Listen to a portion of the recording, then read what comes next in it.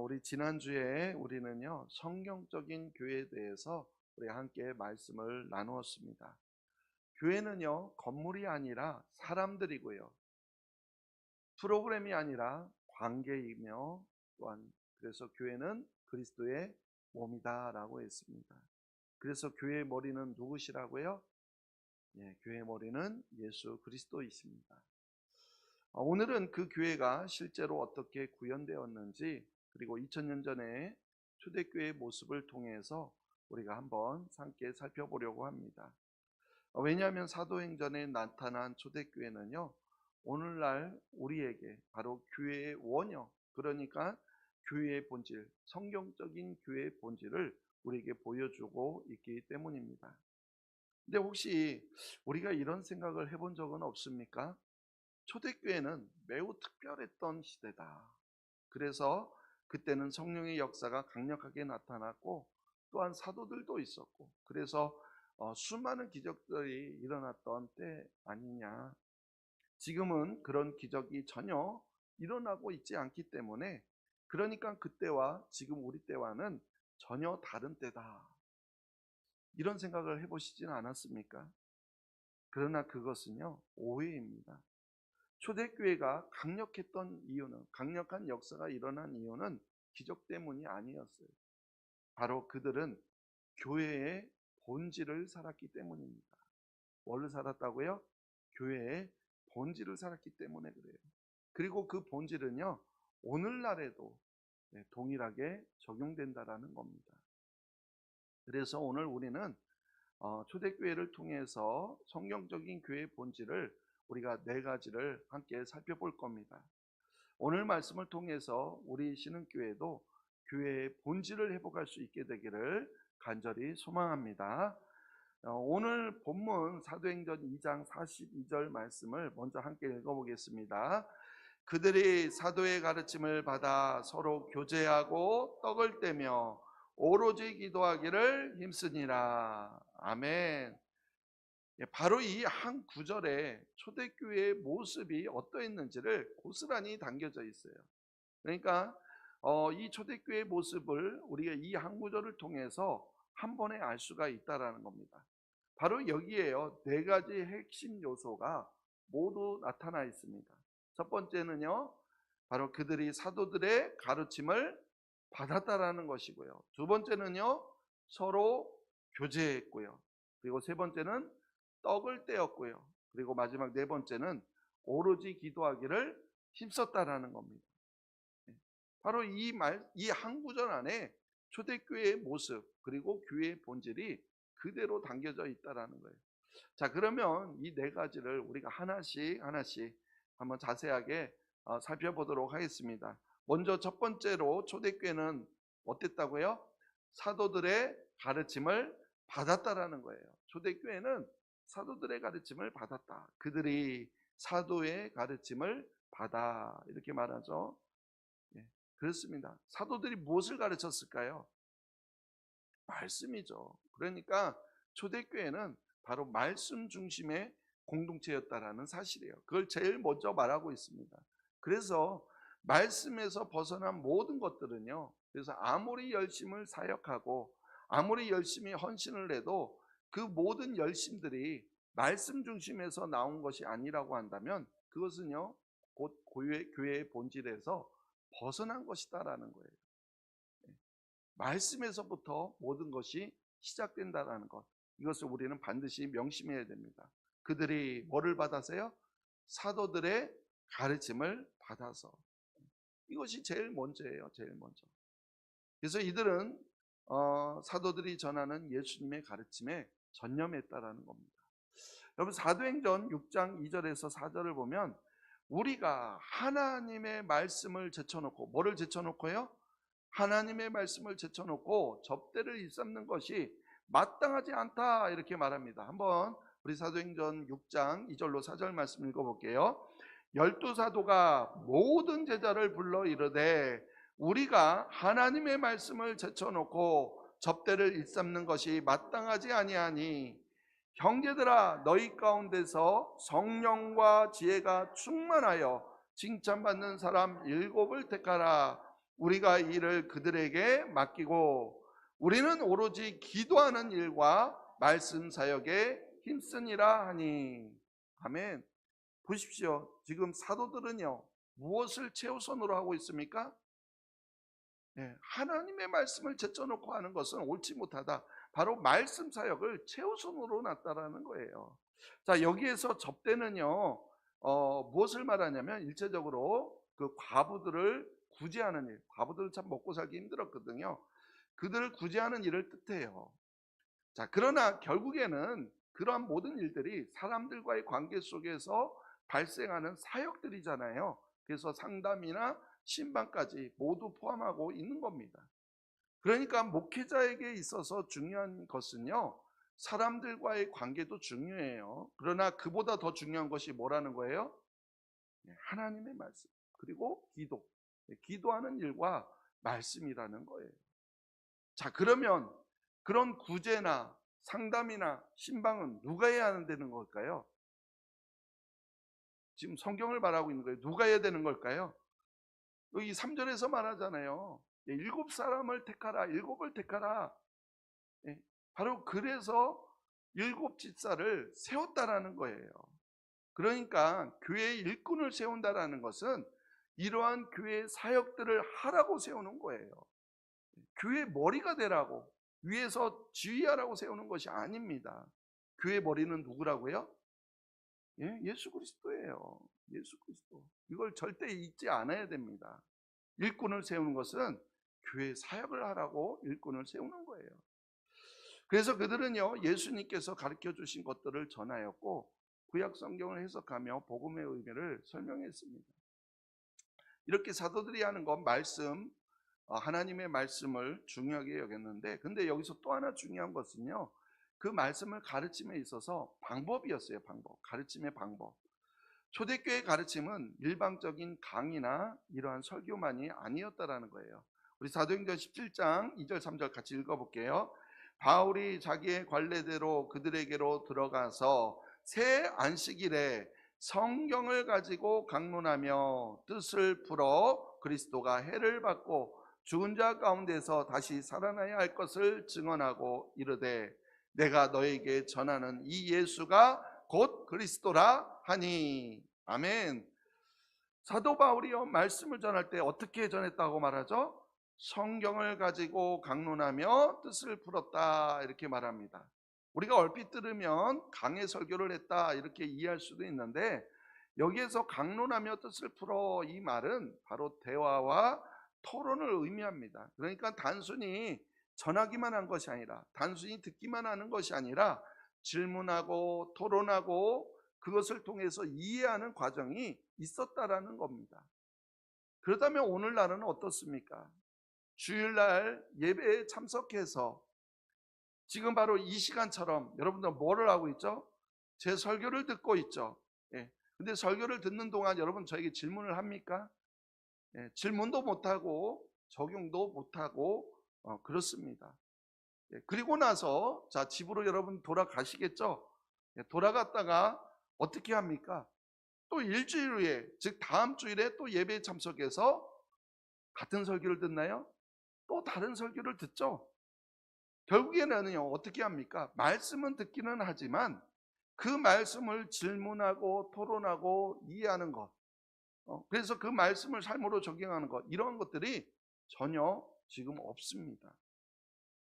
바로 이것 때문에요, 우리는 목장이 필요한 이유예요. 초대교회 본질을 우리가 그대로 교회가 살아내기 위해서는 목장이 필요해요. 주일날 들은 말씀을 바로 목장 모임에서 우리가 함께 나누고 또 질문하고, 그래서 우리의 삶에, 나의 삶에 적용하는 겁니다. 바로 이것이 초대교회의 방식이었어요. 새로운 걸 이야기하는 게 아닙니다. 2000년 전 초대교회가 행했던 방식, 교회의 본질을 이야기하는 거예요. 자, 두 번째로 초대교회는요, 뭐 했다고요? 서로 교제했다라는 거예요. 교제했다. 서로 교제하고. 2장 42절에요. 자, 그런데 지난주에도 말씀드렸지만 교제는 단순한 어떤 친교, 교제, 친목 이런 모임이 아니라는 것이죠. 아주 깊은 나눔, 친밀한 관계, 삶의 공유를 의미한다라고 그랬어요. 그래서 사도행전 우리 한번 2장 44절 45절 말씀 읽어볼게요. 이것도 오늘 본문이죠. 믿는 사람이 다 함께 있어 모든 물건을 서로 통용하고 또 재산과 소유를 팔아 각 사람의 필요를 따라 나눠주며. 바로 이것이 진정한 교제라고 그랬죠. 이게 진정한 교제예요. 예, 그렇습니다. 초대교회 성도들은요, 가지고 있는 소유, 즉 물질까지도 나누었어요. 한 형제가 어려우면 다른 형제가 도와주고, 또 한 자매가 무엇인가 필요하면 다른 자매가 그걸 채워주었다라는 거예요. 바로 초대교회는요, 이러한 교제가 있었다라는 겁니다. 이게 교회의 본질이에요. 사도행전 4장 32절 말씀 같이 읽어보겠습니다. 믿는 무리가 한 마음과 한 뜻이 되어 모든 물건을 서로 통용하고 자기 재물을 조금이라도 자기 것이라 하는 이가 하나도 없더라. 아멘. 믿는 무리가 한 마음과 한 뜻이 되었다. 뭐가 되었다고요? 믿는 무리가 한 마음과 한 뜻이 되었다, 이렇게 말합니다. 여기에서 한 마음과 한 뜻은요, 깊은 관계가 아니고서는 불가능한 일이에요. 즉 서로를 알고 서로를 신뢰하고 서로를 사랑할 때 비로소 가능한 것이 한 마음과 한 뜻이에요. 그런데 오늘날의 현대교회는 이러한 교제를 코이노니아, 교제 코이노니아를 완전히 잃어버렸어요. 우리는요, 같은 건물에서 이렇게 예배를 드리지만 서로에 대해서 잘 알지를 못합니다. 서로 인사는 해요. 근데 그 사람이 어떤 일을 하는지 잘 모르고 관심도 없고 또 어떤 어려움을 겪고 있는지도 잘 모릅니다. 그런데 우리는요, 이런 교제를 나누지 전혀 못하고 있으면서 교회 탐만을 하고 있어요. 한 통계에 따르면 교회를 떠나는 사람들의 가장 큰 이유 중에 하나가 교회에서 의미 있는 관계를 맺지 못한다라는 거예요. 교회를 몇 년을 다녀도 정말 마음 터놓고 신앙생활할 성도가 없다라는 거예요. 자기 주변에. 교회에 새로 나왔는데 그 누구도 나에게 관심을 가지고 있지 않는다라는 겁니다. 실제로요, 누군가가 새로 나오면은 우리는요, 정말 저기 뒤에 목장이 18개가 있습니다. 서로 자기 목장으로 데려가려고 막 그렇게 해야 하는데 실제 보면은요, 누구 하나 관심을 갖지 않아서, 그래서 솔직히요, 오히려 어느 목장에 그분을 넣어야 될지 고민인 거예요. 이게 바로 우리 교회의 현실입니다. 그만큼 서로에 대해서 무관심하고 진정한 교제가 없다라는 것을 반증하고 있다라는 것이죠.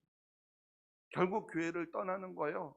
관계 속에 상처받아서도 떠나지만 깊은 관계가 없어서 계속 교회 안에서 겉돌기만 하다가 그러다가 떠나기도 한다라는 거예요. 사람들은 진정한 교제를 갈망합니다. 표면적인 그냥 그런 아는 정도 인사가 아니라 깊은 나눔을 원한다라는 거예요. 바로 우리가 이것을 우리는 회복해야 됩니다. 아니, 내 자신부터 먼저 회복해야 돼요. 새 가족이 나왔는데 만약에 내가 먼저 반겨주고 내가 먼저 관심을 가지지 않는다면 우리 교회에서는 그 누구도 관심을 가지지 않는다라는 거예요. 우리가 이걸 꼭 명심해야 합니다.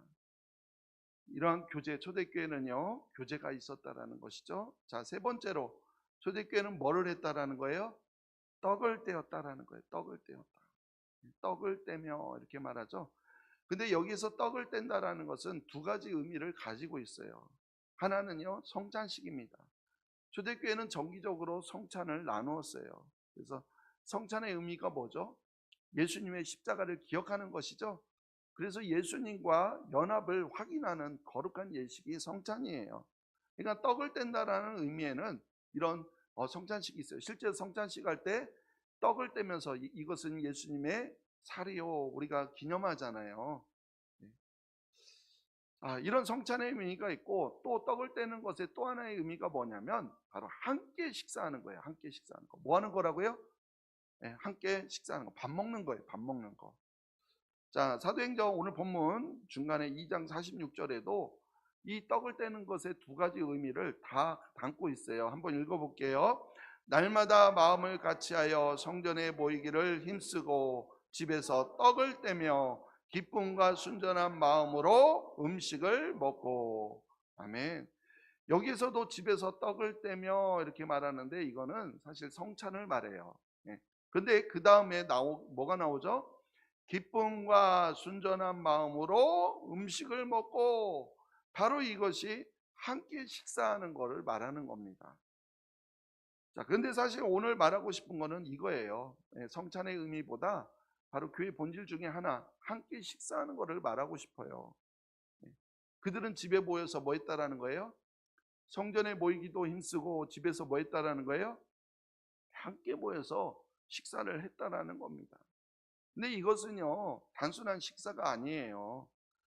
중동 문화에서 함께 식사한다라는 것은 바로 그 사람과 친밀한 관계, 신뢰의 관계, 가족과 같은 관계가 되었다. 그러니까 당신은 나와 가족 같은 관계입니다.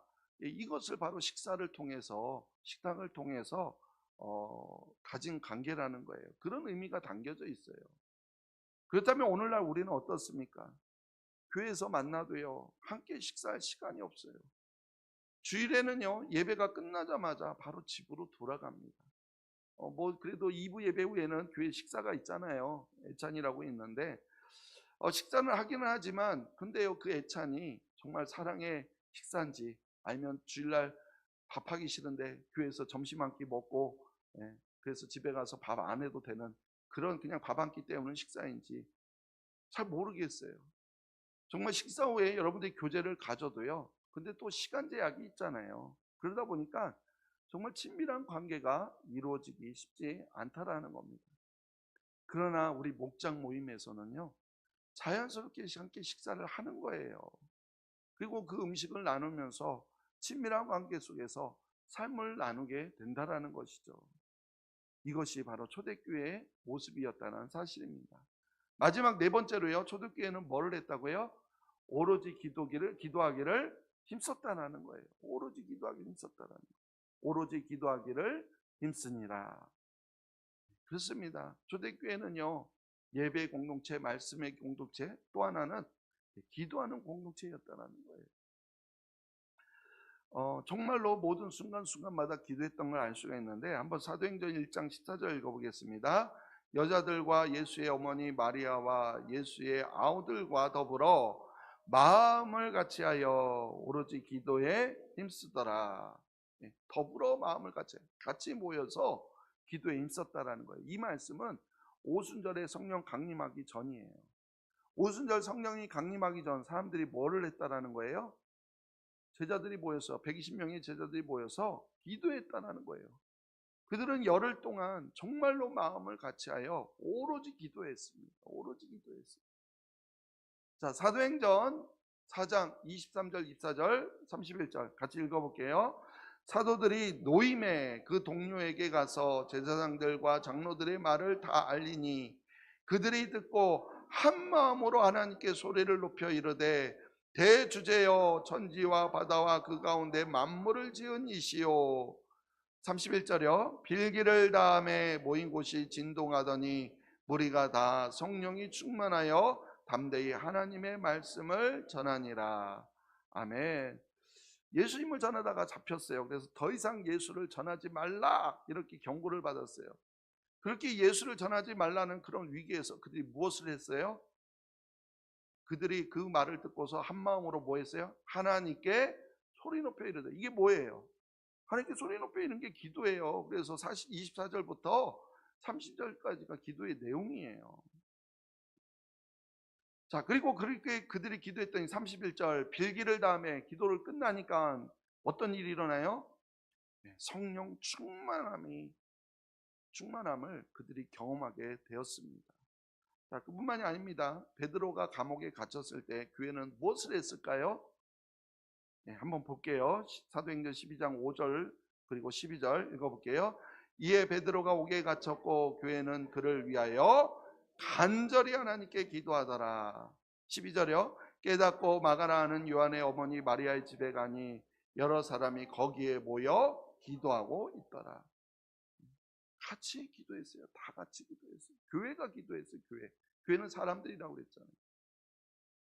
베드로가 감옥에 갇혔을 때에도 그렇게 마리아 집에서 다 같이 모여서 밤새 기도했어요. 그리고 그렇게 기도할 때 어떤 일이 일어났을까요? 이 다음의 말씀을 보면 천사가 베드로를 구출해 냅니다. 이처럼 초대교회는 어떤 공동체였다고요? 기도하는 공동체였어요. 그리고 여러분 잘 보세요. 초대교회의 능력의 비결이 무엇인지 아십니까? 바로 이 기도였어요. 기도. 그들은 개인적으로 기도했지만 그것뿐만 아니라 그들은 함께 모여서 다 같이 기도했다는 거예요. 그렇게 다 같이 모여서 기도할 때 성령 충만함을 받고 다 같이 모여서 기도할 때 베드로가 감옥에서 풀려나는 그런 기적들이 일어났다는 거예요. 그러면 오늘날 우리는 어떻습니까? 점점 기도 모임에 참석하는 사람들이 줄어들어요. 여러분, 새벽 기도 이제는 완전 남일이 돼버렸죠? 안 그렇습니까? 우리 권사님들 새벽 기도 남일 돼버렸죠? 그리고요, 금요 기도에도요, 점점 줄어들어요. 점점 줄어들어요. 여러분 솔직히 언제 기도하십니까? 자기 전에 침대 밑에 무릎 꿇고 혹시 30분 이상 기도하십니까?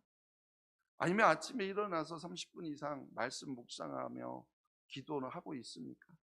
여러분 정말로요, 하루에 30분, 아니 솔직하게요, 솔직하게 한번 여러분 하루에 10분 이상 기도라도 하고 계십니까?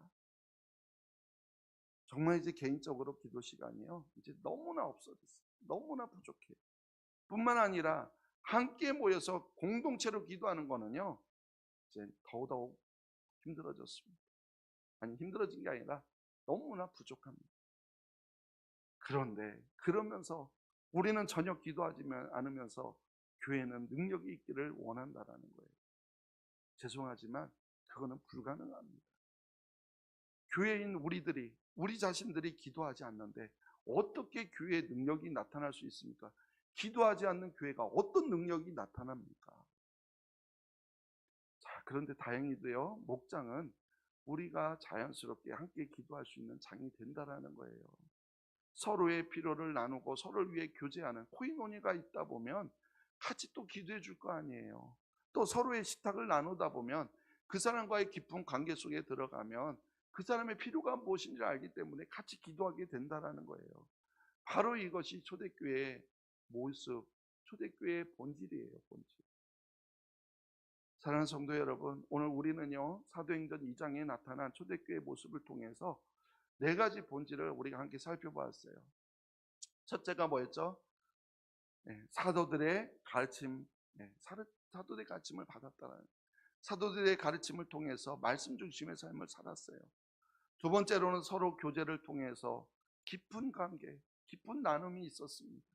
세 번째로는 떡을 떼며 함께 식사를 하며 마찬가지 깊은 관계 속에 들어갔다는 거예요. 그리고 넷째, 오로지 기도에 힘쓰므로써 개인적인 기도뿐만이 아니라 공동체적으로 함께 모여서 기도했다라는 거예요. 바로 이것이 성경적인 교회의 본질이라는 겁니다. 그리고 이것이 바로 초대교회가 세상을 변화시킬 수 있었던 진짜 비결이에요. 사실 그들에게는 특별한 건물도 없었습니다. 어떤 화려한 프로그램도 없었어요. 그러나 그들은요, 바로 이 네 가지 본질이 있었다라는 거예요. 그리고 그러한 본질을 지킨 그들에게요, 놀라운 일이 일어납니다. 우리 한번 사도행전 오늘 본문 마지막 47절 읽어볼게요. 하나님을 찬미하며 또 온 백성에게 칭송을 받으니 주께서 구원받는 사람을 날마다 더하게 하시니라. 아멘. 그들이요, 이 네 가지 본질을 실천했을 때 어떻게 했다고요? 주께서 구원받는 사람을 날마다 더하게 하셨어요. 구원받는 사람을 더하게 하는 방법은 우리의 말이 아니에요. 교회가 본질을 지키는 거예요. 저에게 자꾸 교회 전통을 말하며 아직까지도 전임 목사님들의 이야기, 전임 목사님의 스타일을 말하면서 교회는 이래야 된다, 교회는 저래야 된다라고 말씀하시는데 죄송합니다만 절대 아니에요. 정말로 아닙니다. 교회가 이래야 된다, 저래야 한다라고 말하는 것은요, 여전히 자기 생각이 옳다라고 생각하는 거예요. 또한 교회가 자신의 생각대로 돼야 한다고 하는 그런 영적 교만일 뿐입니다. 내 생각을 우리는 하나님의 생각에 굴복해야 되는데 여전히 내 생각만 자꾸 옳다라고 여기는 게 교회는 이래야 된다, 저래야 된다 말하는 거예요. 근데 또 참으로 놀랍게도요, 솔직히 그런 말을 하는 분들 보면은 본인은 사실상 교회에서 아무것도 안 한다라는 사실이에요. 손에 물조차도 대지 않으려고 합니다. 그런데 말로만 이래야 한다, 저래야 한다 하면서 뒤에서 교회를 좌지우지하려고 한다라는 거예요. 바라옵건대 정말 내 생각이 아니라 하나님의 생각이 무엇인지를, 성경에서 말하는 교회가 무엇인지를, 그래서 성경이 말하는 교회가 어떤 교회인지를 먼저 깨닫게 되기를 바랍니다. 그래서 이제는 교회가 이래야 한다, 저래야 한다, 우리가 생각하는 모든 기준 다 버리세요. 필요 없어요. 그런 거 실제로 그거는요 다 가짜예요. 요즘에 가짜 뉴스도 많은데 우리가 잘못 갖고 있는 가짜 개념이에요. 교회가 이래야 된다, 저래야 된다는 딱 이 네 가지예요.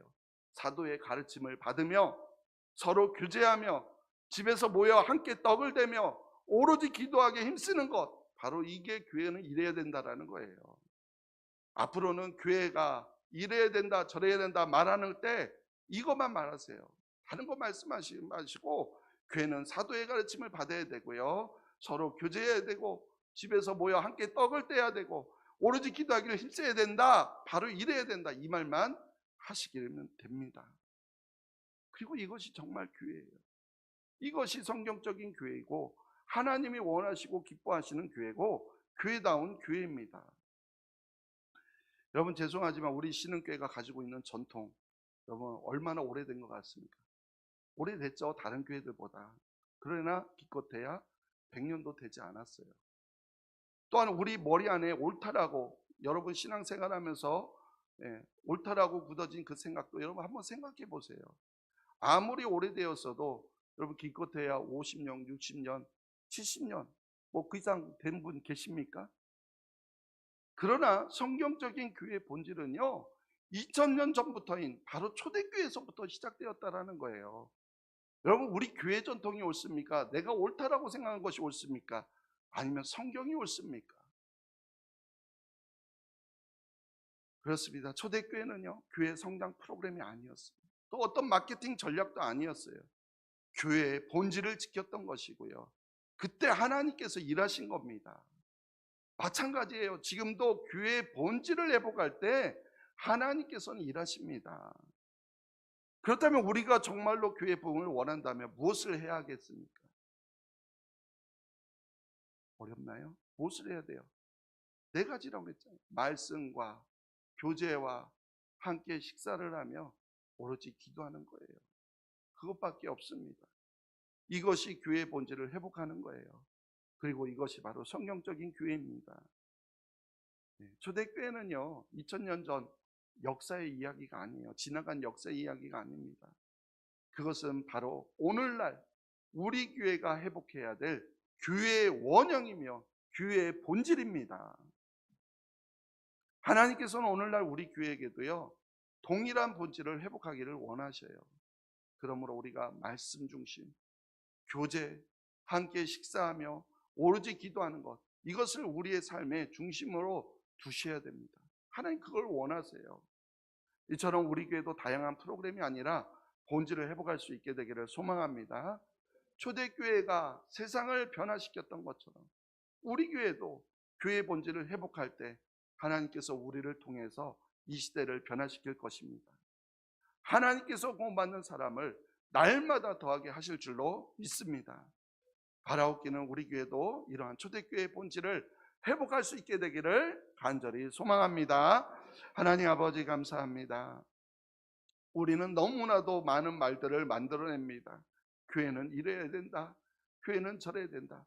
그러나 우리 머릿속에 갖고 있는 그 생각들, 우리가 알고 있는 교회의 전통들, 초대교회부터 하나님이 보여주셨던 교회의 원형보다도 나은 것은 아닌데 우리는 우리의 생각이 먼저 항상 옳다라고 생각하며 우리는 판단하고 정죄하는 하나님의 자리에 서 있는 우리들을 늘 보게 됩니다. 오 주님 깨닫게 하여 주시옵소서. 무엇을 이렇다 저렇다 말하기 전에 우리가 정말 먼저 교회의 본질을 지키고 있는지 우리의 자신, 나 자신을 보게 하여 주옵소서. 우리 눈 안에 있는 들보를 보게 하여 주셔서 정말 우리가 교회의 본질을 회복하게 하여 주시고, 우리가 교회의 본질을 회복할 때 하나님은 지금도 교회를 통해서 역사하실 줄로 믿습니다. 하나님 올 한 해 우리 교회가 정말로 부흥하길 원합니다. 부흥하길 원하는 우리의 심령 가운데 정말 내가 먼저 교회의 본질을 회복하자 하는 마음을 허락하여 주시옵소서. 그 마음으로 우리가 본질로 돌아갈 때 우리 교회는 진짜 부흥하는 역사, 하나님이 일하시는 교회가 될 줄로 믿습니다. 교회다운 교회, 하나님이 기뻐하시고 하나님이 원하시는 그 교회, 우리가 정말 마음의 도전을 받고 그 교회를 함께 세워나갈 수 있기를 소망합니다. 성령 하나님 역사하여 주시옵소서. 감사하며 예수님의 이름으로 기도하옵나이다.